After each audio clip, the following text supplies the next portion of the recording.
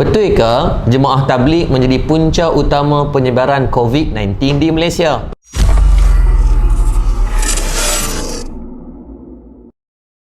Assalamualaikum warahmatullahi taala wabarakatuh. Saya Muhammad Yaakob Yusra bin Muhammad Yusof daripada Murtada Dakwah Center.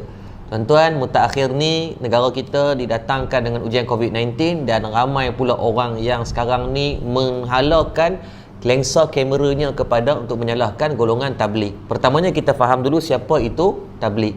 Tabligh adalah satu gerakan yang menyebarkan Islam yang diasaskan di antaranya yang dicetuskan idea oleh Maulana Ilyas Kandalawi rahimahullah taala pada tahun 1927. Dan di Malaysia secara rasmi pada 1950-an dibawa oleh golongan orang India Islam yang beragama Islam, dan masuk pada 1970-an orang Melayu Islam pun terlibat dengan jemaah gerakan tabligh. Baik, yang pertama, adakah gerakan mereka salah? Tidak, kerana mereka adalah salah satu mengambil sifat daripada sifat Rasulullah sallallahu alaihi wasallam yang kita belajar sifat yang wajib ke atas Rasul, siddiq, amanah, fatanah dan juga tabligh. Tugas mereka menyebarkan Islam, dan berdasarkan data mereka dah mengislamkan jutaan orang dah sepanjang hampir 100 tahun ini. Kita yang duk kecam ni belum tentu lagi mengislamkan orang, dan malah dalam fasa sekarang kita duk sebarkan kadang-kadang fitnah dan fakta yang tak betul, bertakut rosak pula Islam kita. Dah tak islamkan orang, takut kita pula yang akidah yang bermasalah. Baik, kita bukan buat video ni untuk nak backup mereka, tapi bukan nak backup siapa-siapa, memenangkan siapa. Malah saya pun bukanlah orang yang terlibat secara langsung dengan tabligh, tapi kita nak bagi fakta agar terselamat kita semua, insya-Allah. Yang pertamanya, netizen mula kecam berkaitan perhimpunan yang dilaksanakan yang dinamakan Ijtima' Jot Khudama dan Ulama Malaysia pada 28 Februari hingga 2 Mac. Maka yang pertamanya kena faham, pada perhimpunan dibuat pada 28 Februari belum diisytiharkan apa-apa berkaitan COVID-19 pada peringkat pandemik. WHO mula mengisytiharkan pada 11 Mac 2020. Maka perhimpunan ini in advance hampir 14 hari ataupun 13 hari lebih awal daripada pemakluman tersebut. Dan ketika himpunan ini dibuat, KKM pun belum mengeluarkan apa-apa arahan untuk menghalang daripada himpunan-himpunan yang berbentuk macam ni. Dan untuk makluman semua juga, pada 28 hari bulan, hari yang sama himpunan Ijtima' Seri Petaling ini berlakunya juga perlawanan bola di antara Piala Sumbangsih JDT bernentang dengan Kedah. Walaupun Kedah kalah, saya sedih tuan sebab saya orang Kedah.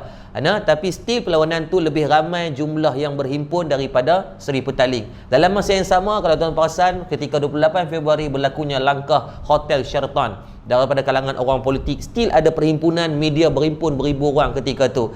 Maka hari ini bukan kita nak cari kesalahan, tetapi kalau betul kita nak membantu dalam mengekang, sepatutnya kita mencari himpunan-himpunan yang berlangsung selepas daripada 11 hari bulan 3, selepas WHO mengumumkan pandemik dan KKM keluarkan arahan tidak boleh berhimpun. Still, kalau kita tengok ada satu perhimpunan di Sarawak namanya Rumpun Silat Sarawak, lebih daripada 1000 orang berhimpun untuk guru silat dan peserta-peserta silat. Bukan salah pada silat, tapi salah pada perhimpunan.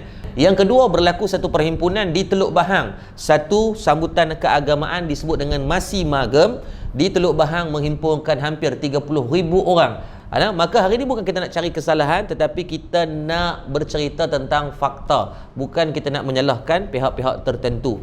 Maka kalau kita tengok daripada fakta, kenapa bermulanya wabak COVID-19 hari ini agak teruk. Pada 16 hari bulan tercetusnya kes yang pertama. Pada hari tersebut satu kes di Brunei mula positif. 17 hari bulan naik sampai sehinggakan 95 hari bulan. 18 80, 19 hari bulan 63, dan kemarin 48 orang.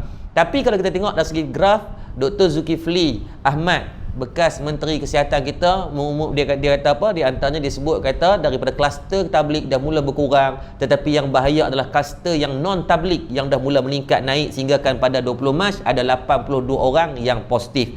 Dan kalau kita tengok bagaimana daripada pihak Syura Markas Dakwah Tabligh Seri Petaling dan daripada kalangan ustaz-ustaz yang terlibat dengan tabligh pun, mereka dah sedaya upaya. Saya tengok macam mana Al-Fadil Maulana Mansur, mudir kepada Madrasah Seri Petaling, buat video berkali-kali minta agar semua datang buat saringan yang terlibat. Ustaz Abid Liu, Ustaz Farhan Da'i, Ustaz Maulana Helmi, mereka ni sedaya upaya dah usahakan. Dan kalau kita tengok data yang dikeluarkan oleh KKM pada 19 hari bulan 2020, 12 tengah malam, daripada 10,650 yang terlibat, 10,553 telah pun buat saringan. Yang tinggal cuma kurang daripada 1% sahaja kalau mengikut daripada data daripada KKM ini. Maka sekarang bukan ruang untuk kita nak mengecam, tapi ruang kita nak cari titik persamaan untuk kita selesaikan masalah.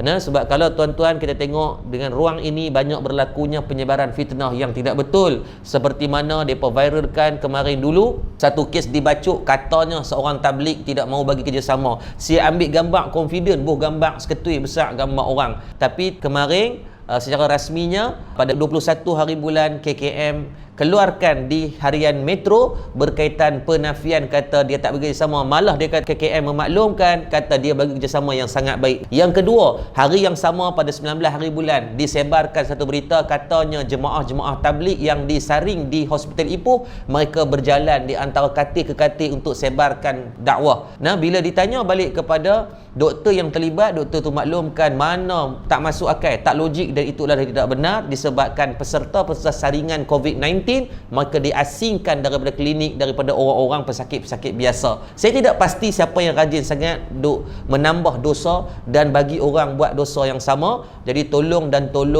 hampir 50,000 orang yang dah sebarkan, lebih daripada 100,000 orang yang kecam. Maka tuan-tuan, cukuplah daripada kita nak menambah dosa sedangkan pahala kita tak tahu mana. Konklusinya hari ini tuan-tuan, daripada kita nak menambah kebencian, menambah derita, menambah sakit kepala orang, lebih baik kita mencari jalan penyelesaian yang terbaik agar semua menyebarkan rahmat dan kasih sayang daripada menyebarkan kemarahan orang ramai. Berimanlah dengan satu hadis Nabi SAW, la yu'minu ahadukum hatta yuhibba li akhihi ma yuhibbu li nafsihi atau kama qala, rawahu Imam Bukhari dan Muslim. Nabi kata tidak beriman seorang itu selagi dia tak kasih saudaranya seperti dia berkasihi diri dia sendiri. Jadi kita kasih saudara sahabat-sahabat kita. Saya yakin kita duduk ambil sebagai muhasabah fasa wabak ini, kita berapa banyak kita dah baca Quran, berapa ramai telah kita Islamkan, berapa ramai yang telah kita solat jemaah, berapa kali kita telah berpuasa sunat, sangat sedikit. Maka ingat, virus yang lebih bahaya daripada corona adalah virus menyebarkan fitnah,